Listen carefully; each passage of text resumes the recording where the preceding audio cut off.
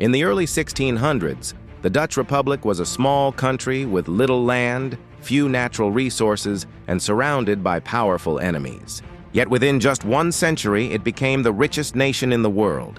This period, known as the Dutch Golden Age, transformed global trade, finance, and culture, and created the foundation of modern capitalism. After decades of war with Spain, the Netherlands gained independence in 1581. The Dutch quickly turned from survival to expansion. Their merchants and sailors began to dominate sea routes, building a powerful commercial network that stretched from Asia to the Americas. Unlike other European powers, the Dutch didn't seek to conquer vast territories. They wanted to control trade itself. In 1602, a group of Amsterdam merchants founded the Verenigde Oost-Indische Compagnie, or VOC, the Dutch East India Company.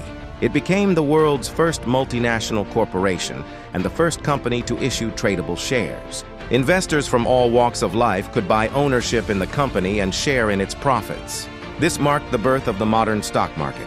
The VOC built fleets of ships to transport spices, silk, tea, and porcelain from Asia to Europe. At its height, the company employed more than 70,000 people and maintained hundreds of trading posts across the Indian Ocean. It even had its own army forts and colonies, effectively functioning as a private empire.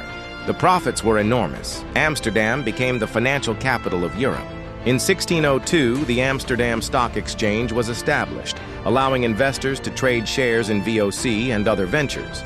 Dutch bankers pioneered financial tools such as bonds, futures, and insurance. Wealth poured into the Republic, and the standard of living soared. The country became known for its innovation, discipline, and economic freedom. This prosperity fueled an artistic and cultural explosion. Painters like Rembrandt, Vermeer, and Frans Hals captured the faces and cities of a society at its peak. Science also thrived. Dutch scientists made breakthroughs in optics, medicine, and navigation. Education and literacy spread widely, supported by the wealth of merchants. But underneath this success, danger was building.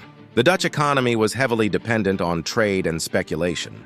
In the 1630s, Amsterdam witnessed Tulip Mania, the first recorded financial bubble in history. Rare tulip bulbs became symbols of wealth and were traded at absurd prices, some worth as much as an Amsterdam house. When the market collapsed in 1637, investors lost fortunes overnight. Although the country recovered, the event revealed the fragility of speculative wealth. At the same time, powerful rivals were rising. England and France envied Dutch dominance and launched a series of Anglo-Dutch wars in the 17th century.